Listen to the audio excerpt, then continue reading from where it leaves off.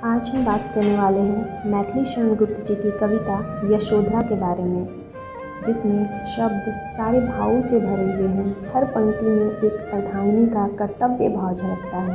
एक पत्नी के पूर्ण रूप से पतिव्रता होने पर भी वो अपने पति का कष्ट समझ सके, उसकी मन की व्यथा समझ सके, इतना भी अधिकार नहीं। जी हाँ, मैं बात करने वाली हूँ मैथिली शरण गुप्त जी की बहुत ही सुंदर कृति सखी वो मुझसे कह कर जाते। ये यशोधरा के बारे में उन्होंने लिखा है। यशोधरा गौतम बुद्ध की पत्नी है। जब गौतम बुद्ध इस संसार के दुखों से दुखी होकर अपना घर, परिवार, महल, राजकाज और परिजनों को छोड़कर चले जाते हैं, अपनी पत्नी यशोधरा और पुत्र को सोते हुई अवस्था में आधी रात को बिना कुछ बताए चले जाते हैं, यह सोचकर कि यशोधरा उन्हें जाने नहीं देगी। और यशोधरा की यही विरह वेदना, उनके प्रेम, उसकी मन की व्यथा को मैथिली शरण गुप्त जी ने बड़े ही सुंदर और सहज भाव से प्रस्तुत किया है। तो आइए सुनते हैं मैथिली शरण गुप्त जी की भावपूर्ण रचना सखी वो मुझसे कह कर जाते।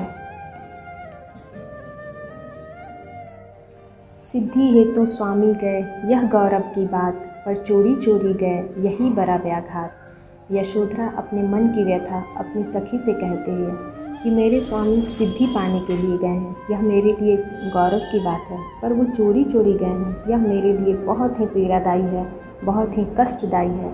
इससे मेरे हृदय को बहुत आघात पहुंची है। सखी वो मुझसे कह कर जाते, कह तो क्या मुझको वे अपनी पथ बाधा ही पाते।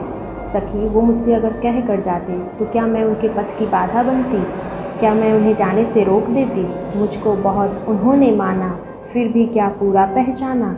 मैंने मुख्य उसी को जाना जो भी मन में लाते। सखी वो मुझसे कह कर जाते।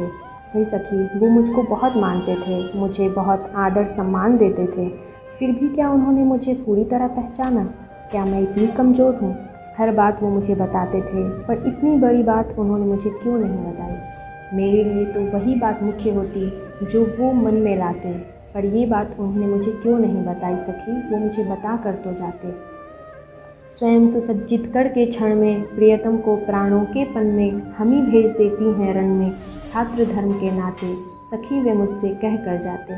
हे सखी, हम तो उन छत्राणी नारियों में से हैं जो अपनी राष्ट्र की सेवा के लिए अपने पति को स्वयं क्षण भर में सुसज्जित करके अपने प्राणों की बाजी लगा करके तिलक करके रणभूमि में भेज देती हैं। और वो तो सिद्धि पाने के लिए जा रहे थे।